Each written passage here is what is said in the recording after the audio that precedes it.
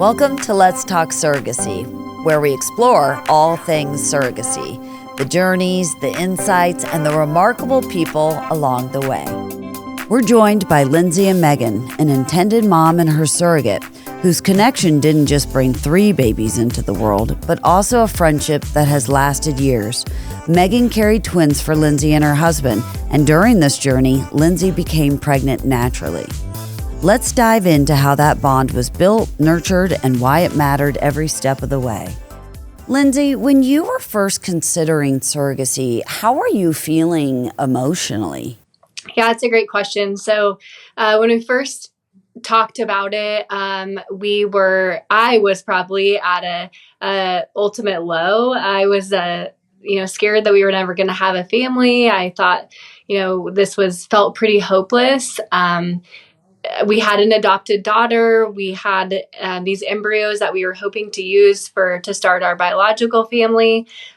We just could never get anything to work. And so we had some additional adoptions fall through. So everything just kind of kept falling off the table for us. And so I knew surrogacy was maybe the last option that we had to look into. So it was kind of a low time there. But as soon as we met Megan and as soon as that kind of process started, it was an instant hopeful future for us. And it felt very good, very refreshing to know that someone was going to be able to help us in that way.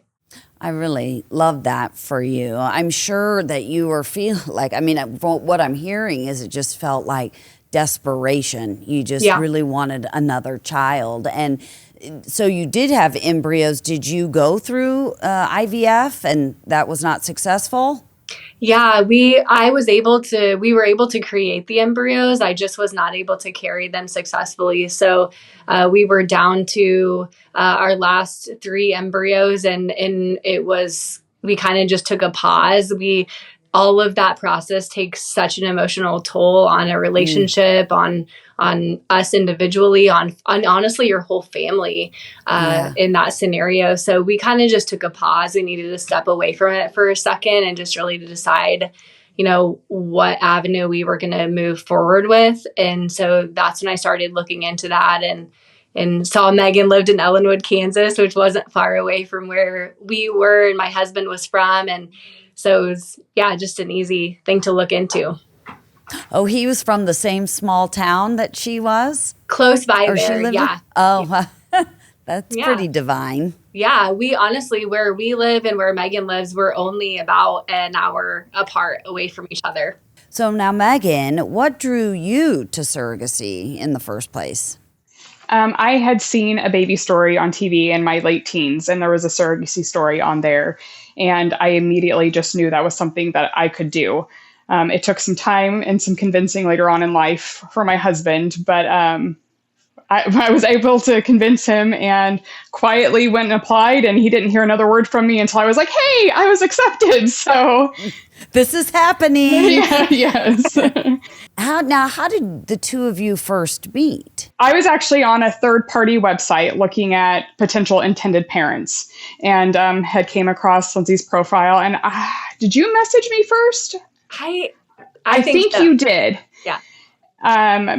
We started emailing back and forth, and it was literally instant. Like from the first message, I just knew there was something about this woman that was special.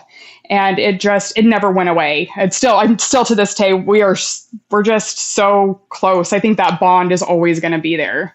Just like sisters. I can just even feel it through the screen that there's just a very strong connection between the two of you. After we had emailed back and forth a few times, we decided to meet in person. And I will forever remember this meeting because she brought her family, so her 2 girls and her husband. I brought my husband and obviously our little girl at the time, and we met at this restaurant in Dodge City, Kansas, out in western Kansas. And we had breakfast and pancakes and all the things. And we left the restaurant in about 2 minutes down the road. I don't even know if we got that. We said our goodbyes. I don't even think we got that far down the road. I leaned to my husband and I said, she's the one. Did you feel it? And he said, yes. And so I called her right away. I said, we want you. Will you say yes? And she was like, yes, I'm so glad you called. hung up, instant tears. I was just so happy. We just knew it was just meant to be. So Yeah, but you can tell that the two of you just have a really powerful bond. And how cool is it that it was just literally instant, like you'd known each other a lifetime. Yeah. And I think that's what made it so easy. It made it really easy for us. It made it easy for her. Like, it's just that instant respect almost. And there was safety. There was safety in our relationship for sure. Yeah. Yeah. So it made it made the process easier in that way, for sure. Well, and I would imagine as an intended parent, actually for both of you, that feeling safe with the other person, and this person is carrying your potential child, right? And feeling absolutely. That they are a wonderful human being is just like the cherry on top. Yeah. Oh, absolutely. Yeah. I mean, I never questioned, Megan was so open to what we wanted with our children, even from conception all the way through. And so she was always so open about, even what do you want me to eat? How do you want me to do all this stuff? And we were like, we trust you. We know that you're not going to be drinking. So, doing all the things. Right. So there was that instant respect with her too, in that regard. So.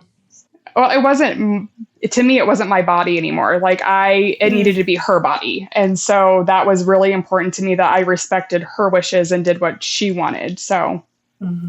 Yeah. And having that alignment, I would imagine, is very, very important. In fact, just kind of crucial to the whole relationship and process to go smoothly.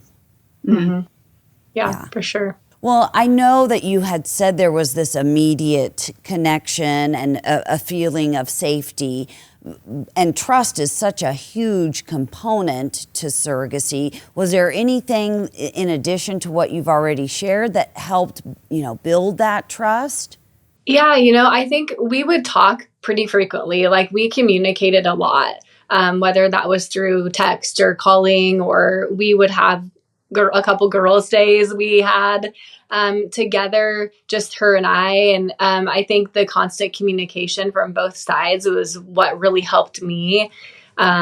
She would, since I was pregnant at the same time together, we would have little things you could connect to your belly and like read to the kids. And Megan would do that. She would take heartbeat videos for me. I mean, it was just a constant communication and sharing of what was happening. And so I think that made the trust very easy for me. I just knew that she was taking the best care of the boys that I could have done. So. And what about you, Megan? How was it important for you to have trust with Lindsay? Oh yeah. Yes. And I wanted to talk to her every single day. I wanted her to know, what was going on. And even just if it wasn't involving the pregnancy, I mean, I felt like we just needed to stay connected as a friendship. And so, talking every day, whether it was about the boys, which it usually was, or not, we just needed to keep that line of communication completely open. Yeah, I think that's amazing and wonderful that the both of you, and it seems like it was pretty seamless and effortless, like it feels like as I'm talking with you both that you wanted to talk. It didn't feel like, I better check in. No. Yeah. No, one of us was either calling or texting the other. Yeah, it was pretty easy. How did you guys find a balance in staying in communication with each other and also maintaining healthy boundaries? That's a good question. I mean, I feel like we had to be open no matter what. But that communication was going to shift too after the boys were born. That it's going to shift, and it has to. I mean, she's now mom and she needs to be mom, and I just need to sit back and kind of let that happen. And so I don't know, it just flowed. We just knew that things were going to change, and you just kind of have to go with it and grow with it, really. Yeah. And I think we both knew that we both had families. We both had, she had her own girls and I had Quinn still. And, we had that part of it, but yet we were connected and we were kind of our own family together also. but I think it was just being respectful of, her, Megan's feelings and her family's feelings. And Megan was really respectful of Shiloh and I and our family and what we wanted for our family. Maybe that didn't always connect or always was the same. I mean, I never felt like it wasn't, but there might have been little tiny things. I have no idea. But for the most part, it was just right. For the most part, Lindsay, are you calling me again? right. I never felt like that ever. No, I didn't either. You guys you're like the model pair of it. Like you need to be the billboard for the most successful surrogacy. Yeah. So Megan, when you were pregnant and then you found out Lindsay was pregnant, what was that like? I was ecstatic. I think she was kind of worried that it was going to take away from our journey. And I wanted that for her. Like, truthfully, to be honest, I don't want to be in her shoes. So I want her to experience childbirth and the baby's kicking and all. I wanted that for her. So to find out she was pregnant, I was so happy. And it was something that I got to walk with her through. So, I mean, it made it even better. Yeah, I was scared. I was nervous that how do I tell her this? Like, how is this going to go? And oh gosh, she was so gracious and so loving. And she accepted all of it so graciously. And honestly, she was my rock through that because I didn't know. I mean, I'd written off that part of my journey a long time ago. And so that was kind of really hard for me to accept. Not hard for me to accept. It was just different for me to accept that I was going to be carrying a child that I didn't think I was going to be able to. And so, and then the nervousness of, is it going to work? Is everybody going to be healthy? Those types of things. And Megan was my rock, and she my resource through all of that. It's like, what am I doing? How do I do this? Yeah. Well, and to help give you some guidance. I mean, she had previous children of her own, and I just think that's just such a miracle so how far apart are the two children that you were both pregnant with at the same time? Did you say 4 months? 7 weeks. Oh. Yeah. That's very incredible. Close. Yep. That takes Irish twins to a whole nother level, right? And probably a really interesting story at dinner parties. But yes, very much so. Yeah. When people ask for your children's ages, how old are your kids? Oh, well, one's a month apart. They're like, yeah. How does that we would happen? get that. We still get it a lot, but as they're getting older, they're kind of different heights and all this stuff. But when they were babies, we got it a lot as, oh my gosh, you had triplets. And it's like, no, it depended. It just depended on the person that would ask me whether I would share the story or not. It just kind of depended on the situation, but I do try to share it a lot because you never know who's going through what. And I felt like through all of our journey on all the different things that we went through with adoption and IVF and surrogacy, that hopefully I could be a beacon of hope to somebody else through the whole situation. So I do try to share it a lot now. So I don't know if it helps anyone, but that was my goal.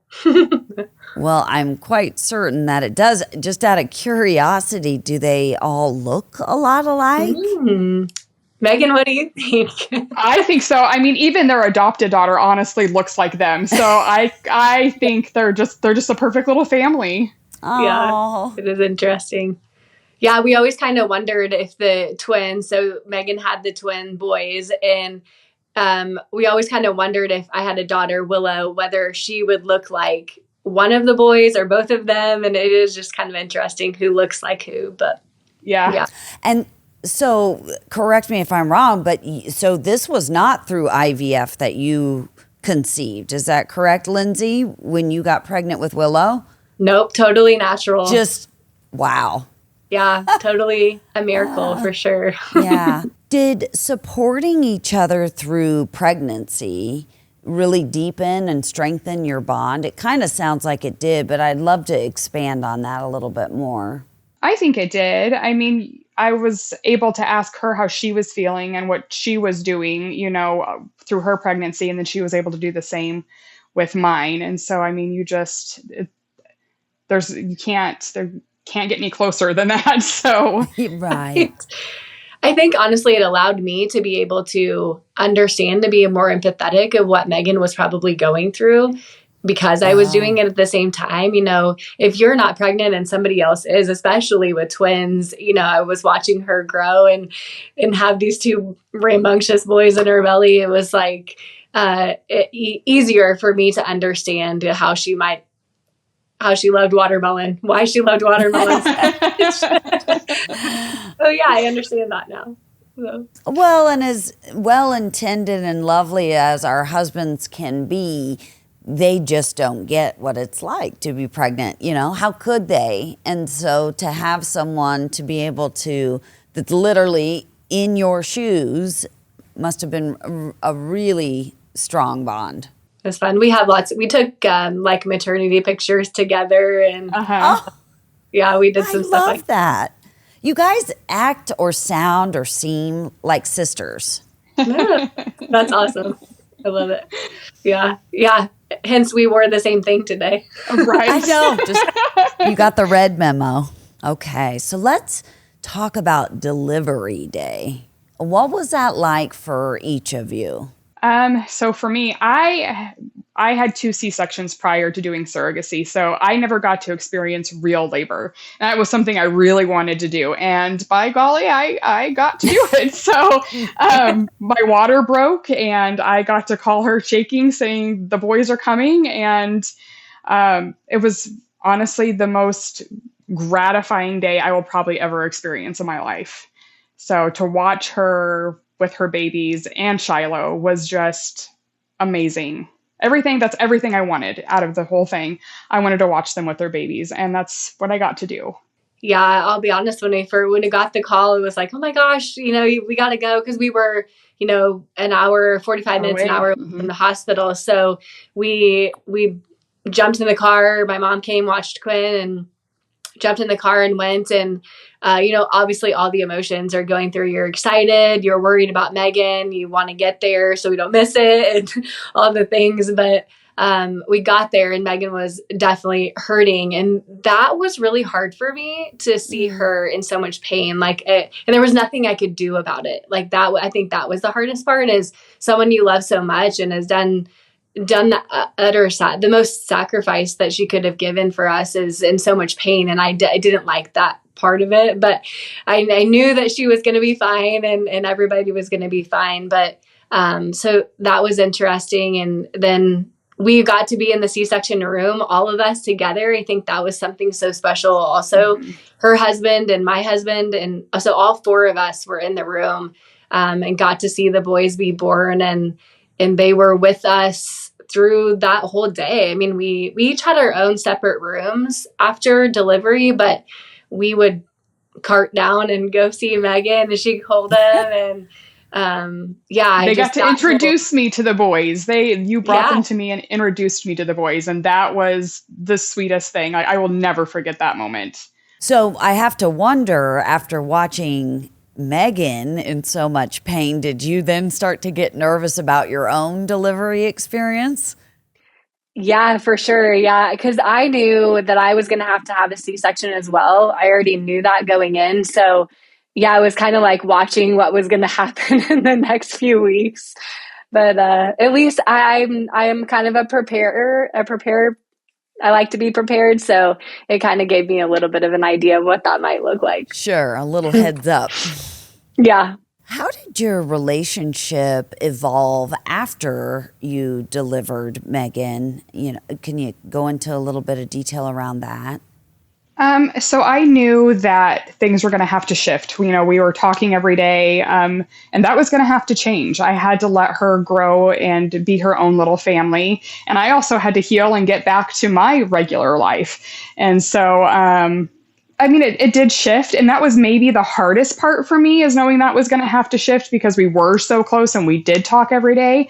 But you grow with it, and you just learn that that's going to have to be the new norm. And still to this day, we talk off and on, and it feels normal. It just had to change a little bit. So yeah, I would say, the day that we left the hospital, that day was really exciting for me, but very almost sad for me, because I knew that the relationship was going to change.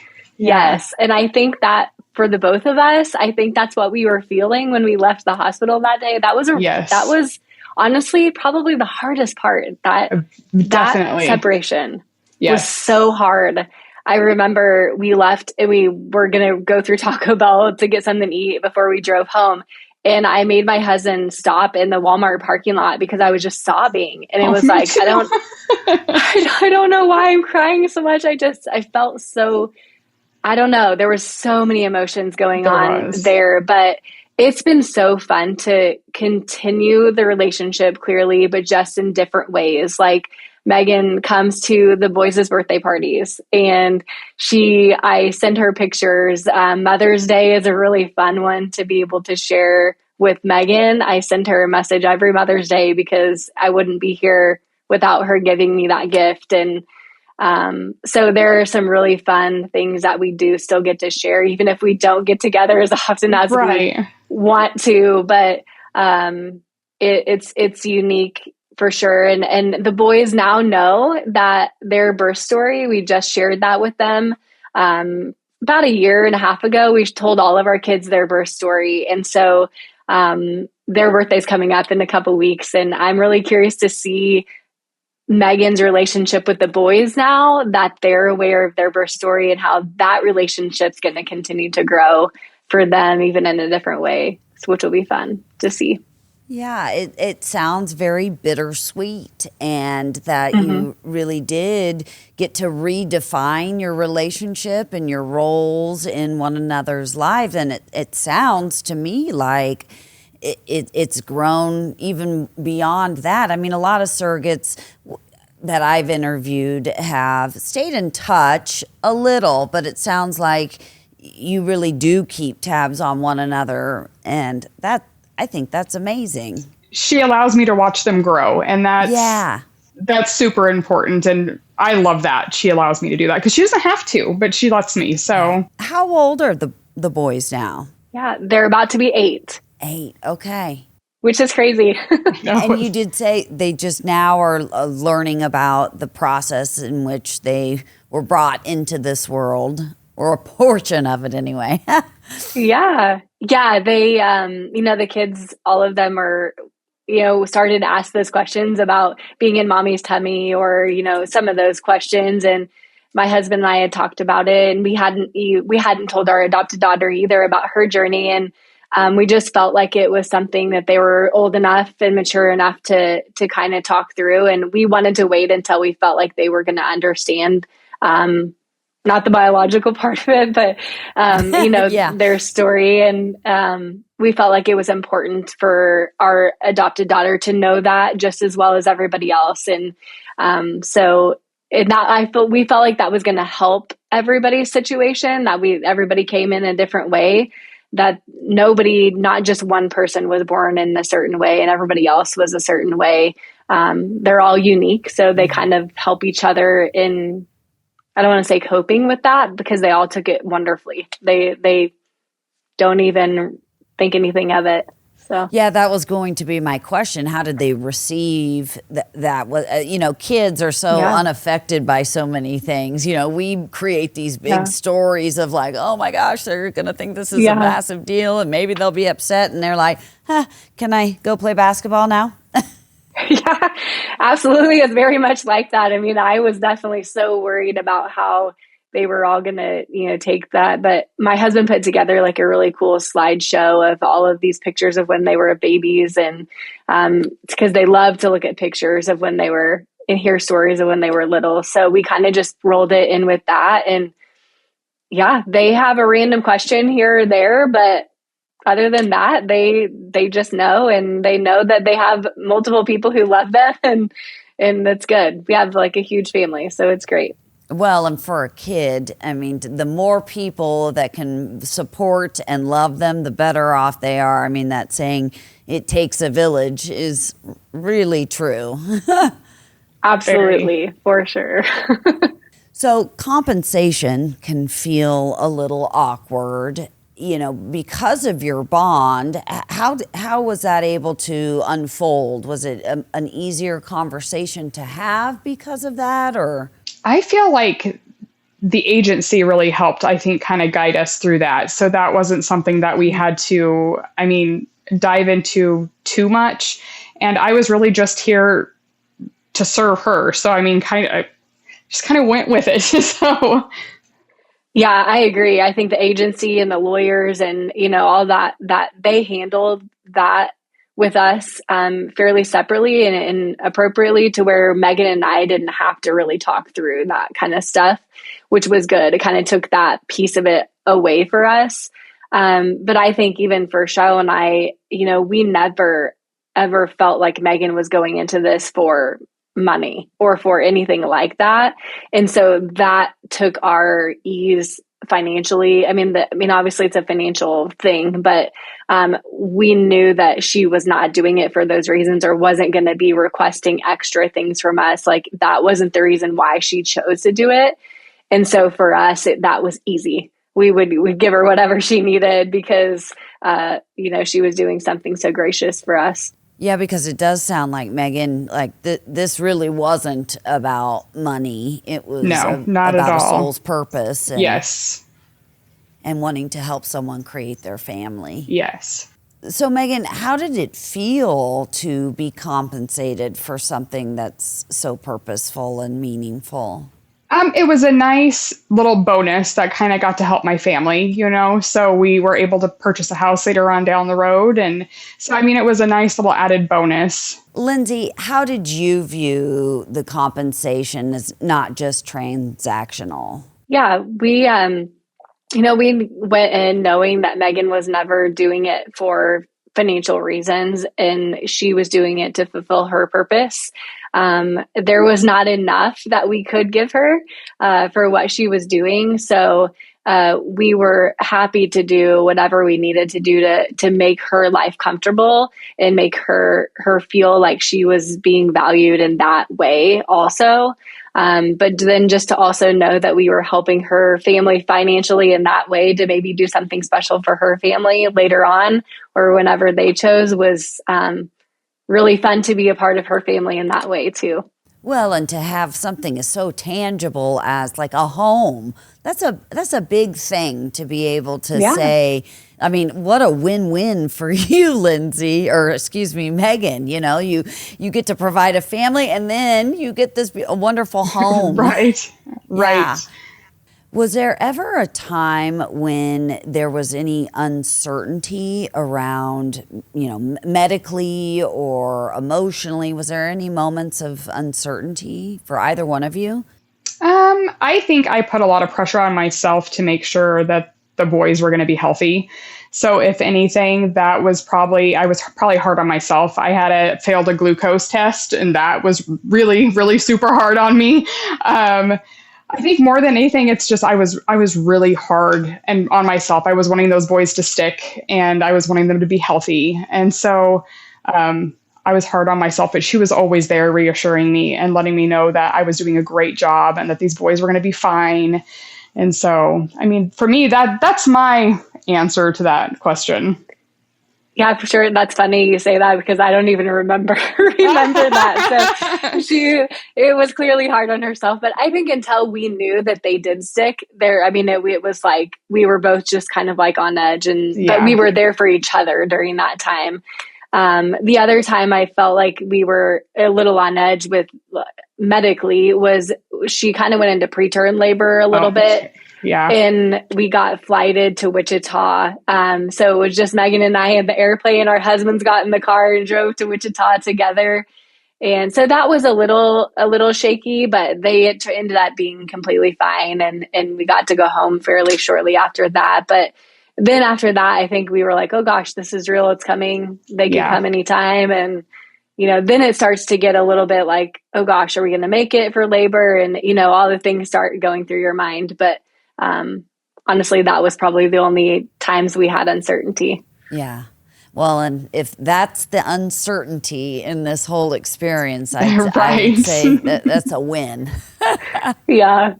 Yep, for sure. Well, in the hospital that they were born at had never had a situation like this before either. So we were kind of the first type of situation there too, which went fine, which was great. They did a wonderful job. Well, especially small town, Kansas, Right. surrogacy is not exactly, as commonly known anyway, other than you hear of celebrities doing it, but adoption, everyone's familiar with adoption. So thank you so much for, making it possible for people to learn about these situations and stories. It's amazing. This question's for both of you. How has this whole experience and journey shaped you as a human being and who you are today? It's definitely given me a sense of pride. I think it's definitely changed my definition of family. I think families are built in so many different ways. And it's just made me really proud to be a part of something that's so big that not many people know about. Yeah, I would kind of say the same thing, just accepting of a lot of different people's situations. When I was younger and in those days, it was, when people get married, the first thing you ask them are, when are they going to have kids? Or, that type of questions. I don't ever ask anybody that question anymore because you never know how hurtful that can be to someone. So I feel like I'm a little bit more aware of people's situations in that regard. But like Megan said, definition of family is completely different than what Shiloh and I thought we were going to do when we got married, but it's in such a better way. And, that process was probably the hardest thing that I've ever gone through. And now I know on the other side of that we can do anything together, and that it takes a village of people to get you through a lot of different things. And it's okay to lean on others to let them help you through that. That when I first started all of that journey, we didn't tell a soul. We didn't want people to know, but there was no way that you're going to get through a situation like that without others. And Megan was a huge part of that for me. And I think now I'm a little bit easier to ask for help from an emotional standpoint, or ask for people to pray for us or whatever it is, because of that. What about it? Did you not want to, because it was emotional, you didn't want to share it with people? Was there embarrassment? What was the reason behind that?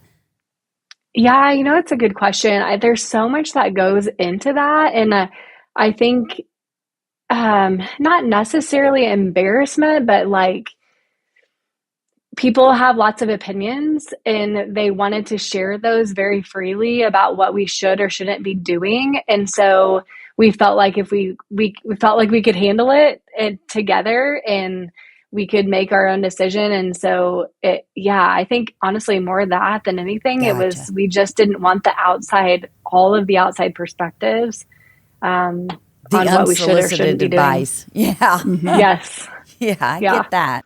What surprised you most about the emotional impact of this journey? I think that, I didn't think I would still be here with her today when I first started this. When I knew I was going to be a surrogate, I didn't know that this was going to be a lifelong relationship. And it's definitely going to be a lifelong relationship. It's just changed. And so, but to watch her children grow, and that's my biggest fulfillment. Yeah, for sure. I think neither one of us expected the bond, the extra family. Yeah, the bond out of all of it. And that's the greatest part of it for me. There's definitely, it's a roller coaster. I think we both could probably say that. There were highs and lows. Yes. Yes, very much so. But I felt like we were going through them at the same time. Like it wasn't like one of us was at the top and one of us was at the bottom. I felt like we were pretty much in sync in what was happening and feeling. So supported each other. Yeah, for sure. So I think from an emotional standpoint, from going through IVF, like that helped me go through the emotional parts of it because I had already gone through that part of it. But they are two different journeys though. They are very much two different journeys. And yeah, it's a roller coaster for sure. I would imagine emotions are high. Well, and given the fact that both of you are pregnant, Lindsay, you had just done IVF, like your hormones and they're all out of whack. And we know how much that plays into our emotional regulation and in just in that alone. So kudos to both of you for being able to lean on each other and get through this as kind of a team. That's one of the things I was most worried about. I think when we left the hospital that day was like just making sure Megan was okay in postpartum and making sure that she was happy and healthy, and for making such a sacrifice, I didn't want her to have to struggle through those things either. So that was, I think, a big fear of mine.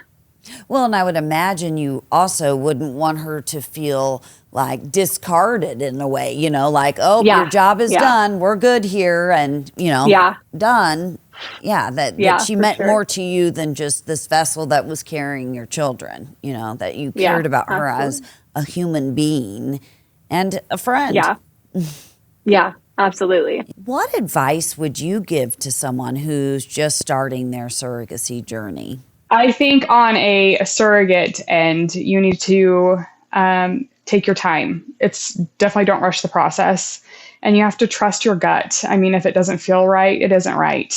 And you really just have to listen to yourself. Yeah, 100% agree with that. I think it was, for us, it went really fast once we decided, but I think there's so many emotions with that. If you can take as many emotions out of it and really just try to make a good decision without the emotions, but that's extremely difficult to do. But your heart will tell you. I mean, I really truly think that I've talked to other, intended parents before, and think they've said the same thing, that they just either knew or they didn't. They just felt something off, or it was really great. So I think your gut tells you a lot. Yeah, I would imagine so. Especially as women, we really know. Yeah. Well, and I think that it's really valuable for you guys to be able to share this with other people who are just getting into this process. Your words of advice and opinions, I'm sure, are really going to hold a lot of weight for people. So thank you. Yeah. What's one moment on your journey that the two of you share that you'll carry with you for forever? The day I found out Lindsay was pregnant, for sure. Oh, really? Yes. Yes, that one was probably my biggest. I was so excited for you. That's awesome. Yeah, I think mine was they would not let us know. They knew the genders of the embryos because we had to do some other testing, but they wouldn't tell us what they were until we saw the heartbeat for the first time. And so we all went, all four of us, her husband, my husband, we all went to the appointment and we saw the heartbeats. They faxed the information to the hospital in Denver where we were. And we were standing outside the hospital around my phone on speaker, waiting for them to call. And they said, they called and they're like, you have two boys, and we all just erupted, and it was just such a really fun thing to find out together. So that one sticks in my mind. That's pretty cool. Yeah. So I gotta ask, were the two of your husbands, were they close? Did they like each other like you two do? Oh yeah, they're chatty Cathys. Yes. Yes. That's awesome. Yes. If you had to describe your surrogacy journey in one word or one phrase, what would it be and why? Gratifying would definitely be mine. It is something that it's my biggest accomplishment I think I will ever have in my lifetime. I kind of have faith and family are my two. It was just an instant addition to our family. I mean, my parents ask about her all the time. It's just an instant extra family, and the family that we gained through that was just, I can't even explain it the way that it feels. So that's beautiful. Well, it just makes me think of that saying, you can choose your friends, but you can't choose your family. And here you kind of get both. We do. Yeah. Well, that's all the questions we have for today. I want to thank both of you for taking the time out of your busy lives to share your experience with us and those who are watching. I think it's invaluable, the information, and it's also really beautiful, this bond, the story, and the beautiful lives that were created out of it all. So thank you. You're welcome. Yeah, thank you. That wraps up this episode of Let's Talk Surrogacy. If you enjoyed this episode, please like and subscribe for more surrogacy content.